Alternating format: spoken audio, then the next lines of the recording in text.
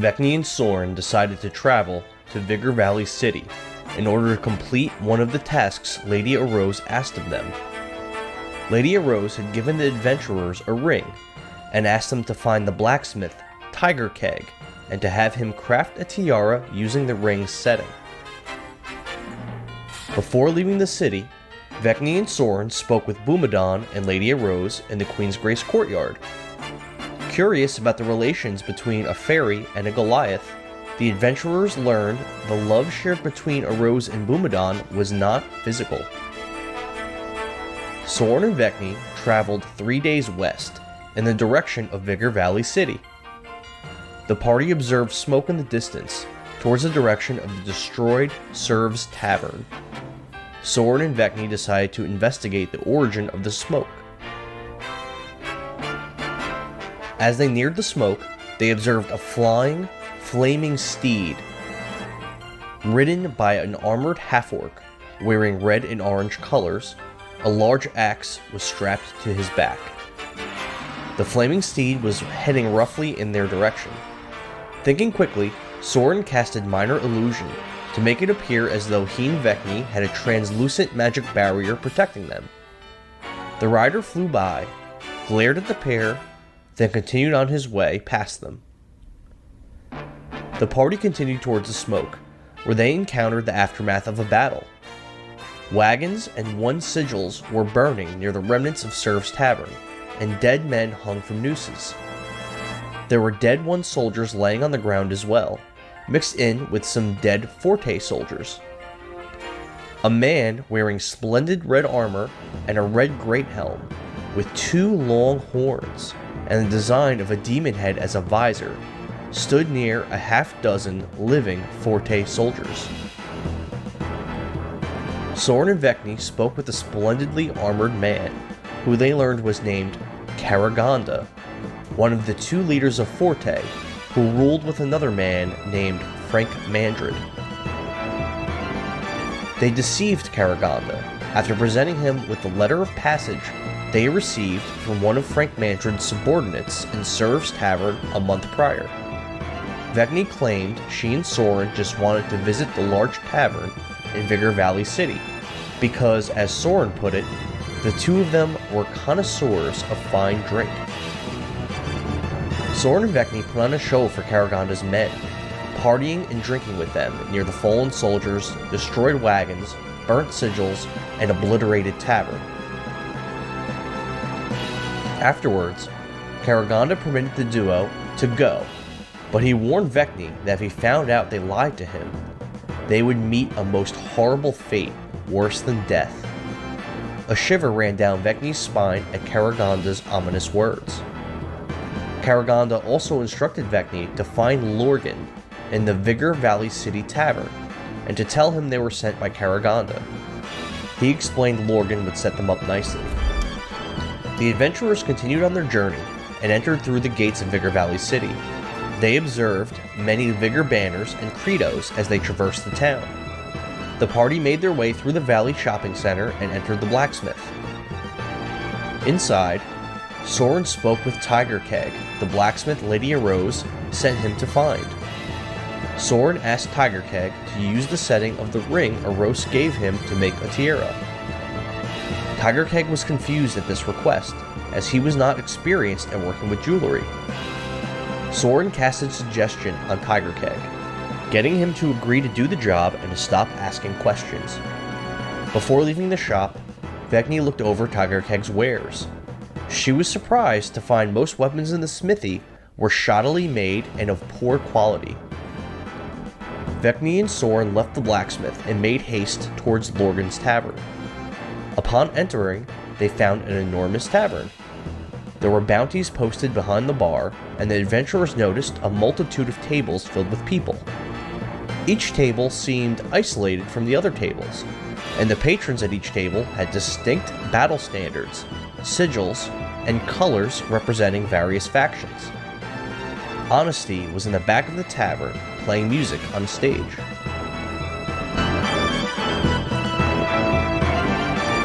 Inside Lorgan's tavern, Vekni recognized Tadazanki sitting in the bar with 2 other One soldiers. She approached him and introduced the Highlander to Sorin. Tadazaki introduced one of his allies and a fellow Highlander, Christoph Pearl, to Sorin and Vekni. Despite his barbarian-like looks, Christoph appeared to be quite intelligent. Vekni and Sorin spoke in length to Lorgan, the bartender and owner of Lorgan's Tavern. He made it known that he despises Karaganda and Vigor, but that Vigor permits him to do business in Vigor Valley City. Lorgan told the pair the city was in quarantine due to an attack on Karaganda's troops 1 month prior. Lorgan continued to explain some of the rules for his bar. No fighting. You can bring your war horses into the bar, but you must clean up after the beasts and shovel their shit yourself. Vekni and Sorin learned from Lorgan that the armorer's son works for the city and would have knowledge of the sewer system. He also mentioned that a man who claimed to have traveled from the past came to Vigor Valley City 3 years ago, and Frank Mandred found this man to be good at making armor. He will be found inside the armorer's shop as well. Lorgan later expressed a hatred and disgust for Blackwing, one of the men of Chaos, also present in the tavern. The party learned Frank Mandred, one of the leaders of Forte, had a laboratory in the Forte barracks where he was using queer materials to make weapons and armor, and that he was also working on creating a special potion of some kind. Lorgan spoke of how most of the patrons in Lorgan's Tavern were somewhat trapped there for about a month, due to the martial law in the city. Next, Vekni and Sorin stopped by the table of Slay Soldiers. They met a High Elf mage trained by Lord Camembert, Idlewild. They met an Ebony Knight who had a hatred and disgust for Blackwing, Sir Adonis. And they met a human swordsman with a glowing sword, Phoenix. The Slay group and the adventurers got acquainted. Sorin convinced Idlewild he was friendly with Lord Camembert by showing him the scroll of Fireball that he received from Camembert's image in the School of Magic. The group from Slay explained they traveled to Vigor Valley City to find a way to open the path into King Lorien's Valley so they could set up an outpost closer to the capital, thereby giving them a staging place for their invasion. The specific place they were eyeing and traveling to was called Sang Citadel.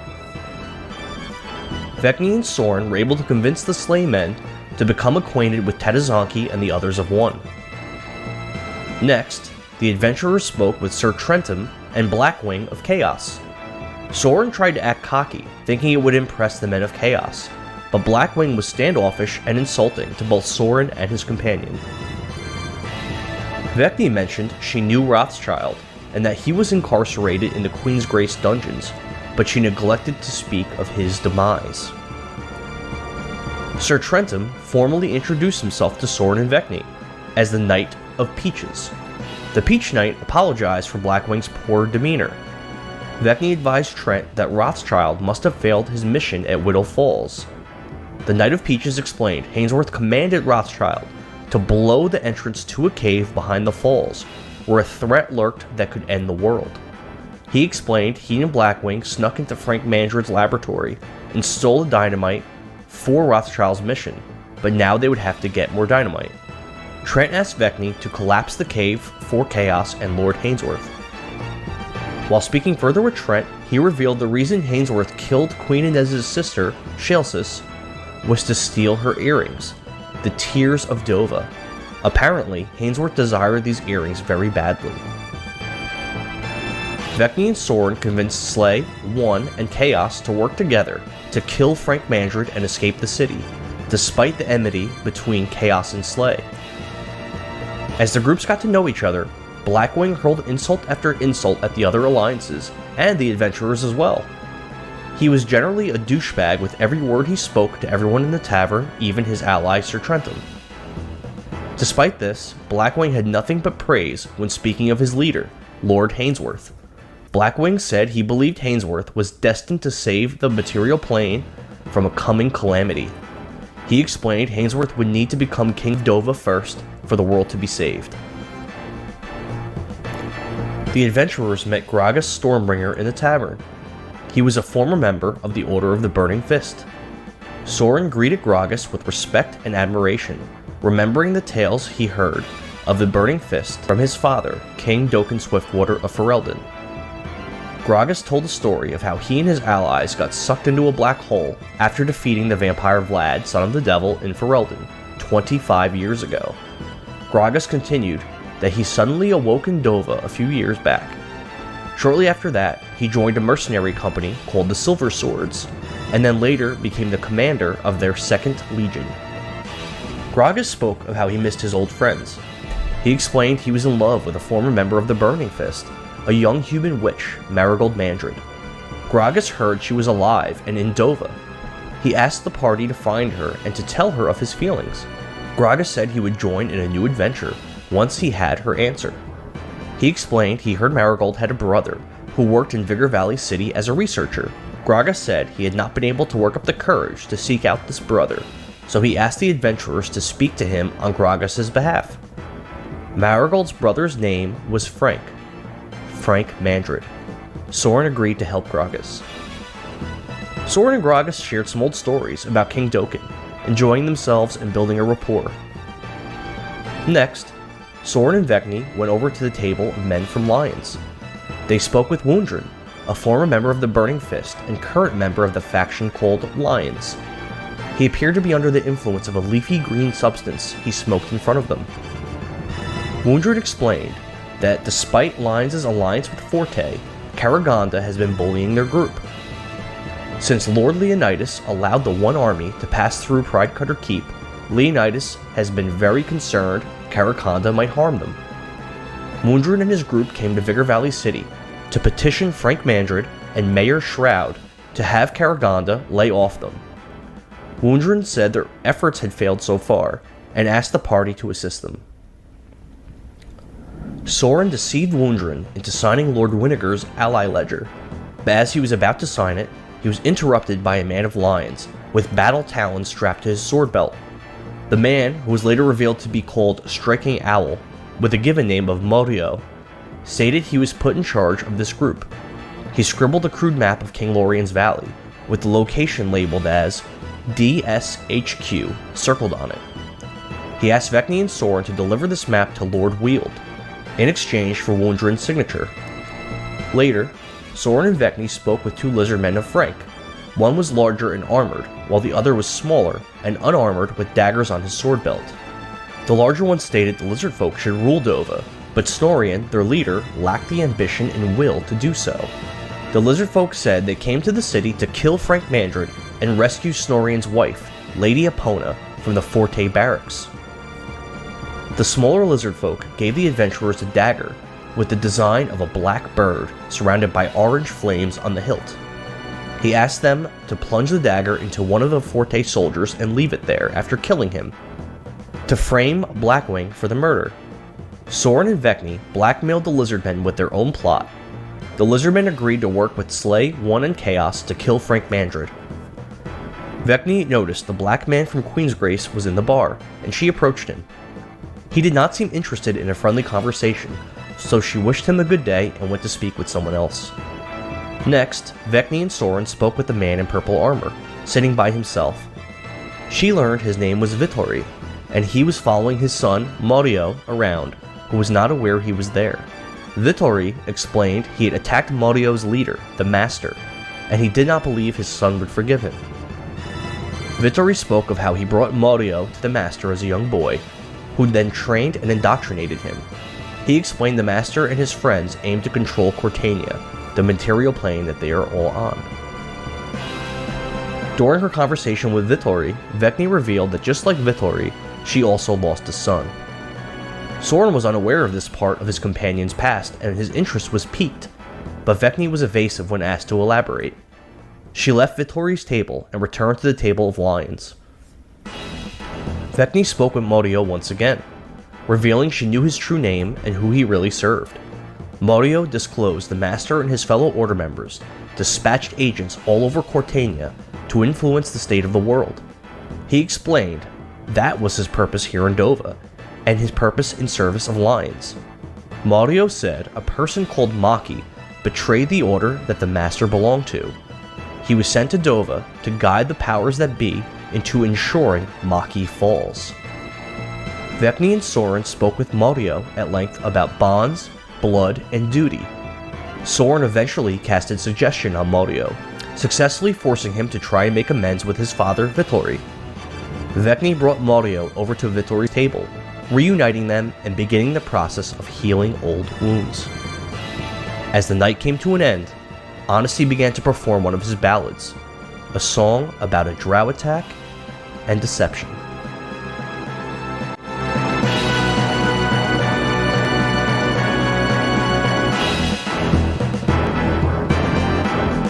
Vekni and Sorin continued to speak with patrons at Lorgan's Tavern. They met a group from the faction Blues, one of the branches of Vigor formed by those formerly loyal to the late King Lorien. The party of Blues consisted of Mrs. T, a beautiful human woman with blonde hair, blue eyes, a speech impediment, and a glowing sword. There was a great sadness in her eyes. Both her husband and her former lord died fighting Vigor during the conquest. She said that the Fury Lord called Maki gifted her the flaming sword that she carried on her sword belt. Sir Arelin, a friendly knight in service of Blues. He seemed to have great pride in his faction and his former king. Arelin mentioned the great lords of Blues, Lord Bolts, Lady Unceros, Lord Dilly, and Lord Rickmond. Orca, Sir Arelin's warhorse, and Emmanuel, a hulking, barbarian-looking man with blue and black armor. He mostly spoke in grunts and carried 2 small axes on his sword belt. Sorin and Vekni impressed Mrs. T with their magical abilities. Kind of. After speaking with the group in length, Sir Arelin revealed he and many in Blues despised Vigor, and many of his allies would like to see the rule of the Vigor Lords overturned. Vekni asked where the Blues' stronghold was, and Arelin stated there were no cities under Blues' control in the Fringe region, but that in King Lorien's Valley, Blues controlled many cities and castles, such as Castle Blood, Blue Bolt, Raven's Perch, and Sang Citadel. When pressed by Vekni on why Blues followed Vigor, Sir Arelin stated Vigor defeated the great lords of the valley in the war 10 years ago. He explained many of the former lords were executed, and some nobles were still being kept as hostages. Vekni asked about Blues allying with those that opposed Vigor. Arelin spat at the thought of allying with the foreign invaders of Un, but was more open to joining forces with Queensgrace, or possibly the hiding Prince Lorien. Sorin asked Arelin who the Fury Lords were. He explained the Fury Lords were as follows. Odoacer, a foreigner and a half-orc. He was very strong and wielded dark magic that he supposedly obtained from his orcish god. Odoacer possessed a pink gauntlet that could control gravity itself. Bjorn Skytaker, a human swordsman with a terrible scar on his face. He was said to be one of the best swordsmen in the world. Vekni surmised that Bjorn was Prince's father. Maki, a halfling possessing of great power. It was said that he gave Odoacer his gauntlet, as well as Mrs. T her flaming sword. After explaining the political landscape and the state of the foreign invasion, Vekni and Sorin convinced Sir Arelin and his team that the time to strike Vigor was nigh. He agreed to help in any way that the pair asked. Sir Arelin mentioned the best options for allies within Blue's leadership would be Lord Rickmond and Lady Unceros. Arelin stated he and Rickmond had conversations about their shared dislike of Vigor, while Lady Unceros' father was executed by Vigor during the war. Sir Arelin described how the former hand of the king, Lord Henry, escaped Loriston during the sack of the city 10 years ago, and has been working behind the scenes to overthrow Vigor and appoint Prince Lorien as King of Dovah. He said Lord Henry was recently arrested and was currently being held in the Vigor Valley City jail. Arlen believed Henry was building an army, which was hiding somewhere in Vigor Valley City. The faction that he formed was called Clad, and the posters that the PCs saw being torn down by soldiers outside, the poster of the Golden Crown on a light blue background, represented the sigil of this faction. Sir Arlen admitted he was homosexual and found Sorin attractive. He made a pass at Sorin, and Sorin responded by being non-committal, but Arlen was motivated to win over Sorin's heart. Arlen made a semi-proclamation that he would win over Sorin through success on the battlefield. Before departing, Emmanuel gave Vekni a cloak embroidered with the blue rose sigil of blues. Arlen gave Sorin a pair of steel leg shackles as a parting gift as well. He explained he often used them on prisoners while he was in service of Vigor, but he no longer would need them. The group of blues warriors left the bar, immediately heading out to follow Sorin's request. Next, Vekni and Sorin visited the table of Forte Tieflings to do a little gambling. Vekni and Sorin were successful in their many games of roulette, figuring out an exploit for guaranteed money. They also became acquainted with a tiefling in bright orange armor, Nicholas, captain of the Forte assassination squad. As Nicholas put it, when the government wants people dead, he makes them dead. Nicholas mentioned he currently had a mission to assassinate Queen Inez of Queensgrace, as well as a mission to find Prince Lorien and Clad in the Vigor Valley City sewers. He explained he intended to travel to the sewers to kill the men of Clad on the morrow. Vekni offered to assist Nicholas in killing Prince Lorien's men.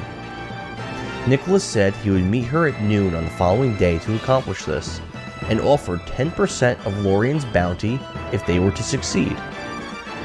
Nicholas warned Vekni the sewers were overrun with beasts and quite dangerous, as the sewer workers normally had an armed escort to do their work.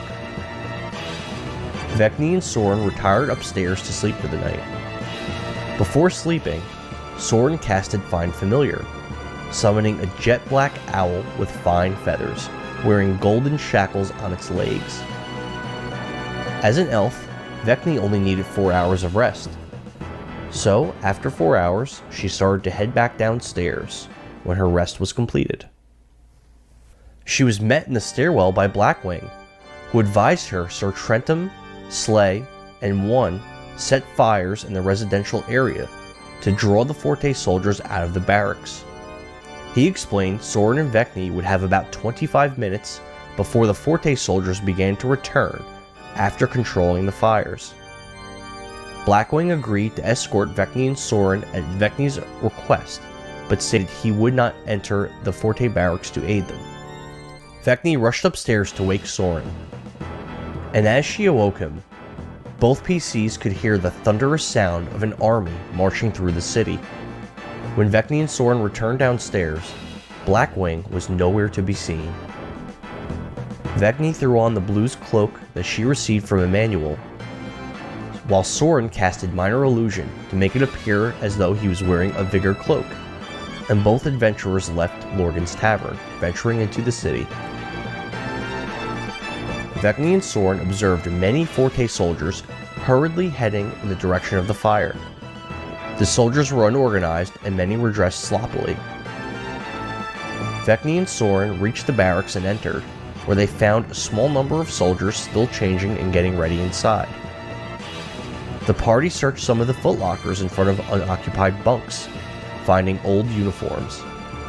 Sorin also obtained an item in one of the lockers, an arrow-catching shield. The pair walked through the building to the back, where they observed an oddly out-of-place metallic-looking door. Vekni pulled on the handle and heard the sound of steam releasing as the door opened.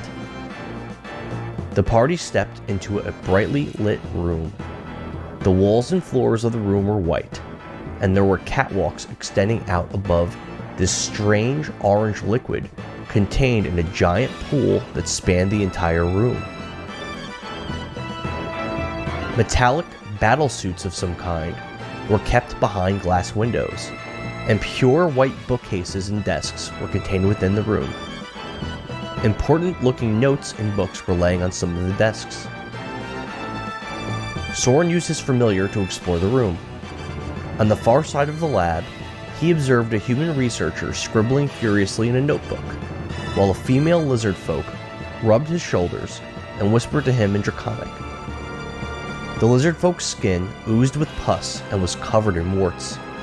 She had short hair, exposing a sweaty, pox-ridden scalp.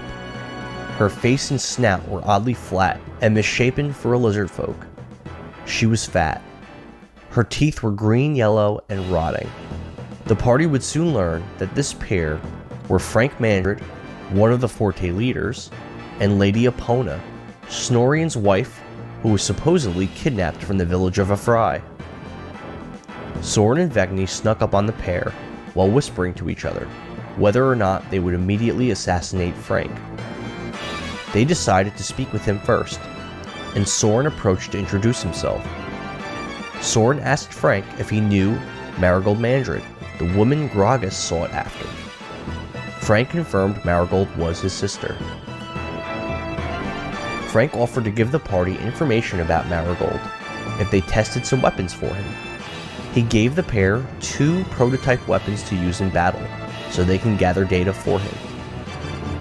Vekni asked what Frank's purpose was with his research, and he explained Forte was the weakest branch of Vigor, but he planned to change that.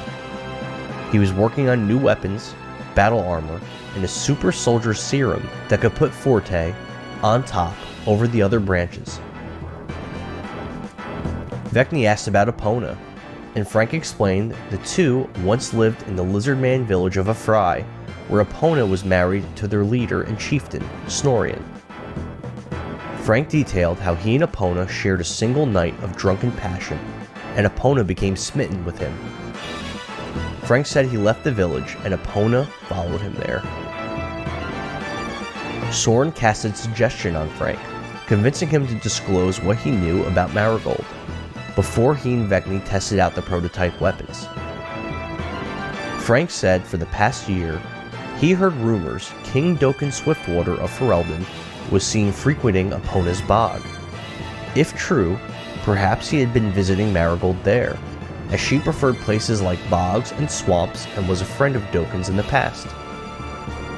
Vekni handed one of the prototype weapons back to Frank, asking him how it worked. He went into a detailed explanation, but as he was holding the weapon, Vekni attacked him by surprise with a punch to the face. Vekni unleashed an onslaught of punches at Frank, some hitting, some missing, and afterwards, he did not appear to be particularly hurt. Next, Sorin casted Cause Fear on Frank, successfully affecting him and causing him to be afraid of mental images of Sorin's owl familiar. Frank deftly pulled a prototype blaster weapon out of his pocket and aimed it at Sorin. He fired once, striking Sorin, causing considerable damage to the young human mage. Frank fired a second time, but the weapon slipped from his hand and landed in the pool of serum below. Next, Vekni continued the attack on Frank. She slashed him with her sword, then she tried to kick him. Her kick missed, but she followed up with a knee to Frank's face. The knee landed, and Vekni infused her ki into the blow, nailing Frank with stunning strike, leaving him temporarily stunned. With Frank afraid, stunned, and backed up on a ledge above the pool of serum, Sorin casted Mold Earth, making the marble tile Frank stood upon into a diagonal slide. Frank slid down the slide with absolutely no control over his body and splashed into the mysterious orange liquid below. Lady Epona screamed in anguish at the sight of her beloved Frank falling to his death. Epona was completely freaking out and demanding the adventurers rescue Frank from the liquid. She said that everyone who consumed the liquid died in a few days, but usually they would become much stronger prior to their death. Sorin casted suggestion on Epona, convincing her to leave the laboratory with he and Vekni. As the trio left the lab, Sorin grabbed some of the research papers and books that looked important. Vekni lit many of her dynamite sticks, then hurled them throughout the lab. Some were thrown into the serum, others were thrown onto the research papers, and others were hurled into separate corners and areas of the facility. Moments after they left the lab, explosions rocked the Forte barracks.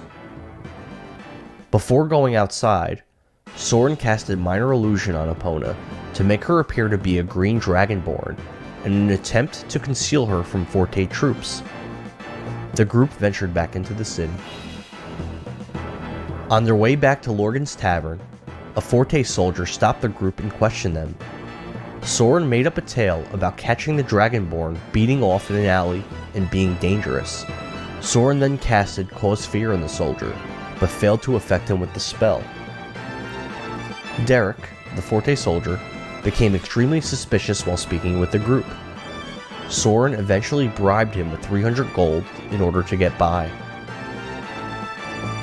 Derek had also mentioned that his cousin was an anointed knight in the city named Sir Deej. The party made it back and spoke again with Gragas Stormbringer. Sorin and Vekni explained that they learned Marigold might be in Epona's bog, and asked Gragas to escort Epona back there to her husband Snorian. Epona was reluctant to go back to Snorian, and was still fretting over Frank Mandred. But Sorin had a chance to read some of the paperwork from Frank's lab.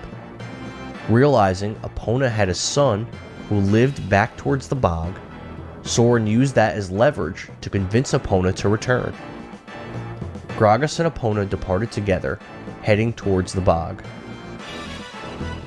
Sorin and Vekni rested after their adventure in the Forte barracks, hoping to recoup some of their strength, before they joined Nicholas and the Forte assassination squad in exploring the Vigor Valley City sewers in the afternoon.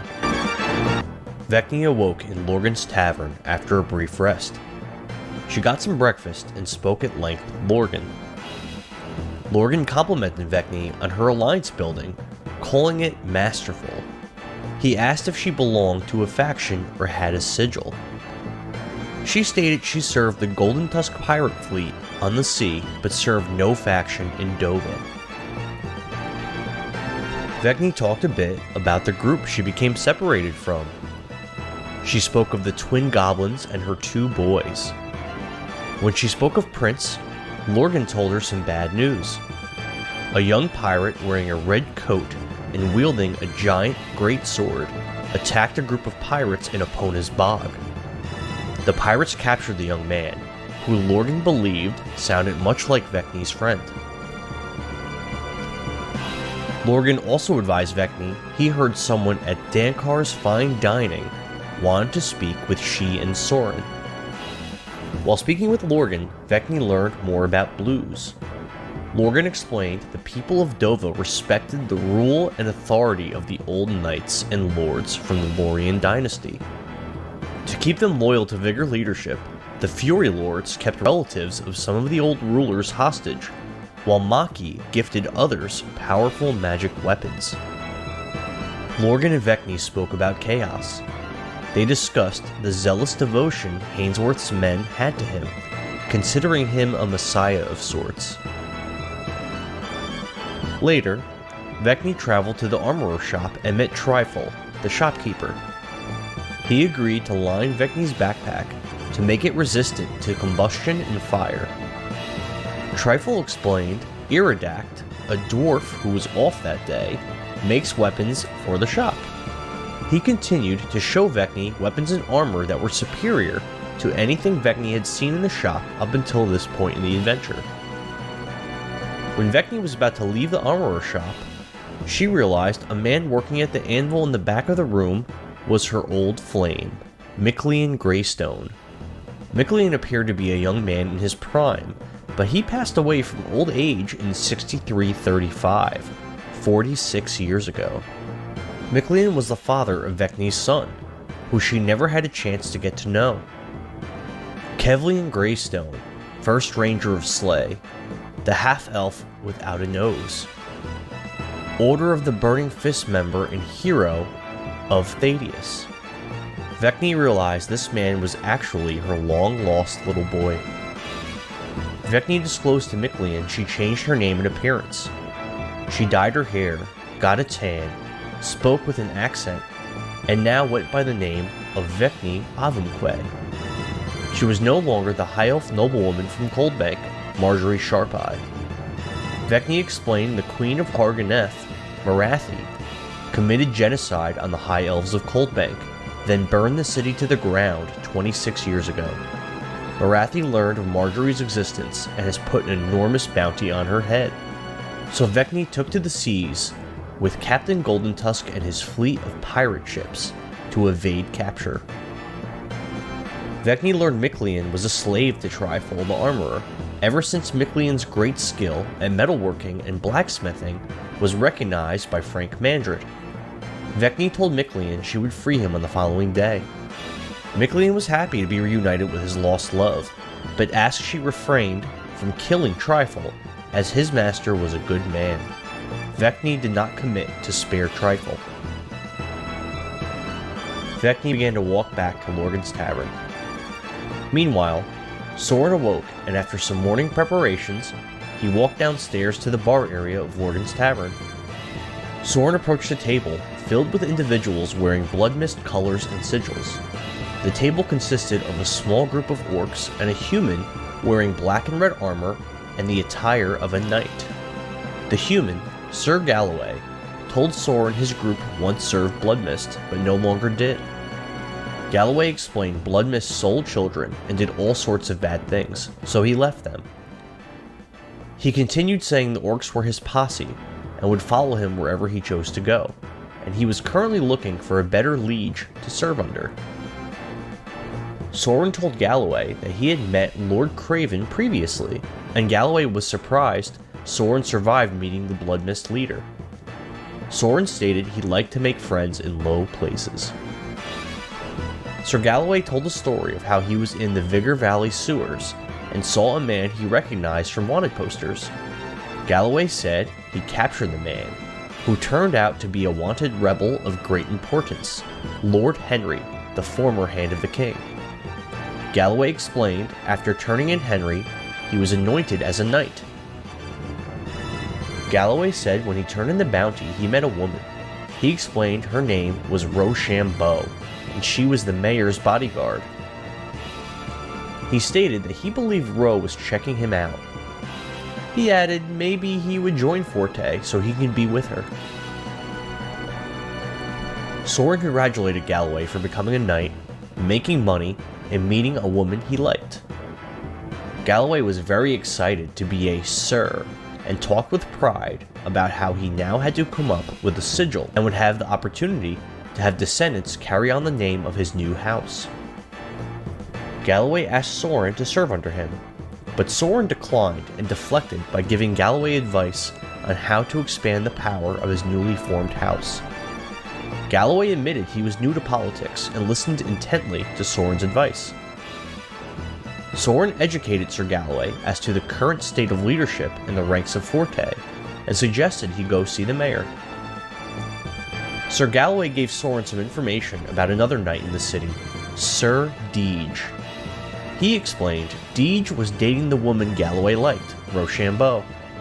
Galloway said ever since he captured Henry in the sewers, Sir Deej had been combing the sewers every day, trying to one-up Galloway and find other wanted men. Galloway asked Sorin if he could find Deej and kill him to eliminate his competition for Rochambeau's heart, so he could have her to himself. Galloway offered some coin in exchange for Deej's death. Sorin agreed to kill Sir Deej for no charge, aside from a future alliance between Ferelden and Galloway's new house. Vekni met back up with Sorin in the tavern. She told him of how she found her long-dead love, Mictlian Greystone. Upon hearing Mictlian once served the Order of the Burning Fist, Sorin became quite interested in the man. Next, Sorin and Vekni traveled to Dankar's Fine Dining to speak with the mysterious person who wanted to meet with them. Upon arrival, a fancily dressed host in a tuxedo met the two adventurers at the door. He was difficult about allowing Vekni into the restaurant due to her attire. Vekni attempted to bribe the man with 10 gold. He accepted the gold, but then still refused to allow her inside, insisting she purchase finer attire at Fancy Frank's. Sorin casted minor illusion on Vekni as she spun 360 degrees, transforming her outfit into a beautiful green gown.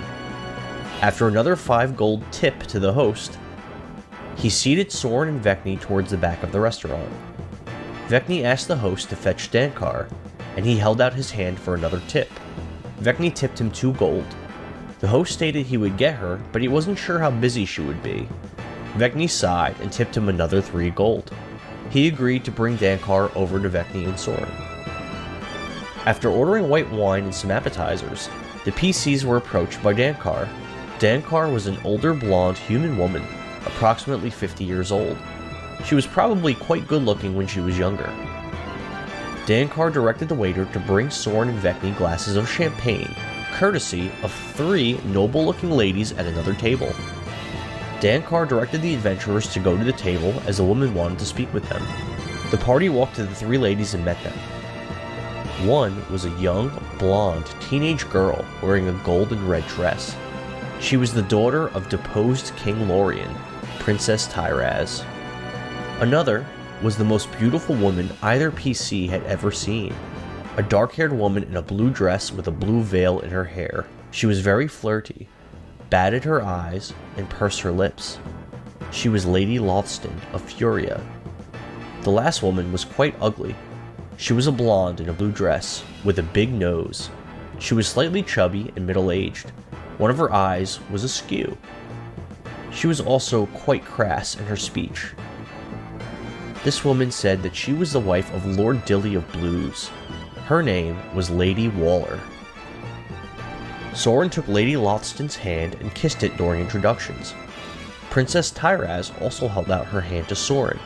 During the handshake, she slipped a crumpled note to Sorin.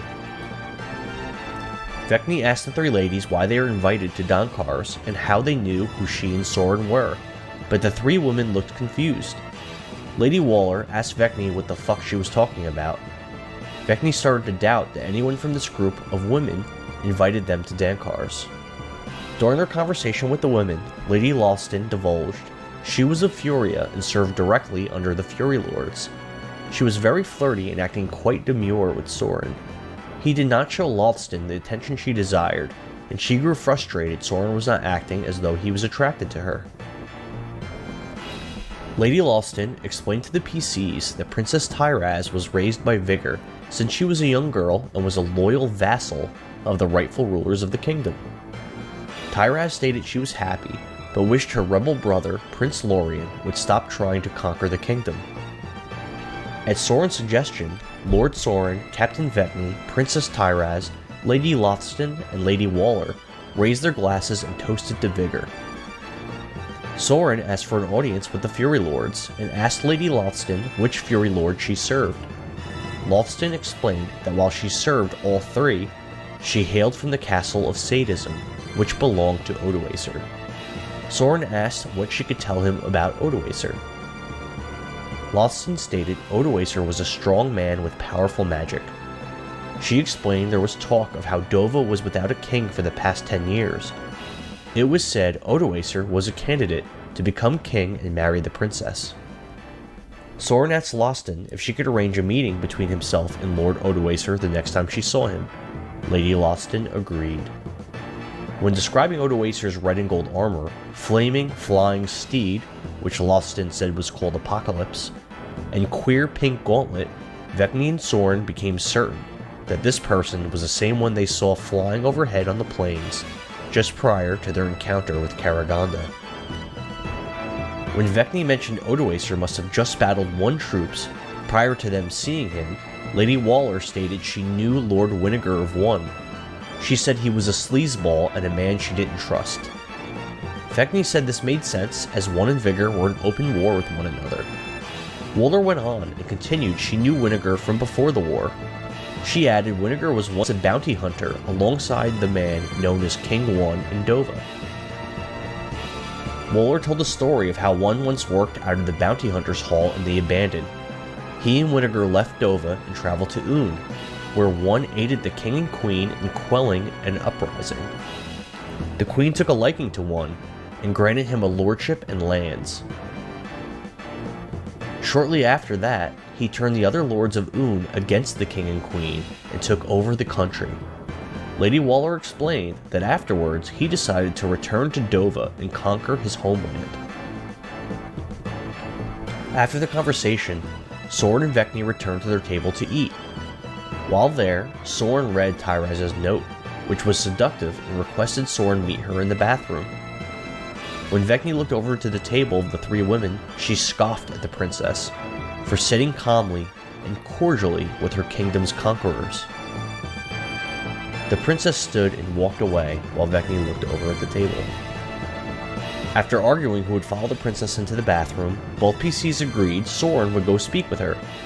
After Sorin left, Vekni walked to the kitchens to speak with Dankar. Vekni asked Dankar where the person was that wanted to speak with her and Sorin. Dankar explained they already spoke to the one that summoned them. Vekni stated no one said anything of importance. Sorin's minor illusion spell wore off, and Vekni reverted to wearing her pirate gear. Dankar seemed disappointed in her staff for allowing an uncouth pirate into her fine establishment wearing poor quality garments. Meanwhile, in the bathroom, Sorin met with Princess Tyraz. Her entire demeanor was different, as she appeared fidgety and quite scared. She explained she was a prisoner in the city and desperately wanted her family to regain control of the kingdom. Tyraz explained her brother, Prince Lorien, had a settlement of resistance fighters hidden in the sewers beneath the city. She asked Sorin to help Lorien gain the throne of Dovah. Sorin agreed. Tyraz told Sorin she was dating Triant, a man who ran the sewer system. She explained that Sorin should seek Tyrant out, and he would aid Sorin in finding Prince Lorien within the sewers. Tyraz said he could recognize Triant by the hat he always wore, which was orange. Princess Tyraz added Triant's father, Trifle, once served the former king as his master-at-arms, but now worked in Vigor Valley City as the armorer. Sorin comforted the princess and told her not to worry. He said he and Vekni would help the Lorien family overthrow Vigor. Tyraz explained she currently resided in quarters near the mayor's office, but she was once a prisoner in the castle at the capital of Loriston. Princess Tyraz promised Sorin lands and wealth if he could return her family to power in Dovah. Sorin and the princess parted ways, and Sorin returned to Vekni. Seeing as it was already noon, Sorin paid for their meal, and both adventurers left Dankar's fine dining, heading back to Lorgan's tavern for the meeting with Nicholas and the Forte assassination squad. On the way back, Sorin told Vekni about his conversation with Princess Tyraz. Vekni realized her plan of uniting Prince Lorien and Clad with Queen Inez and Slay just became much more difficult. Sorin and Vekni arrived back at Lorgan's 10 minutes late, finding Nicholas and his men were nowhere to be seen. Lorgan explained the tiefling assassins were here at 12 sharp. He said Nicholas left in a hurry, but told him to relay a message to the two adventurers, saying he and his men were going off ahead to find the hiding Prince Lorien. Nicholas wanted Vekni and Sorin to follow and join in the hunt. Vekni and Sorin left the tavern and double-timed it towards the sewers.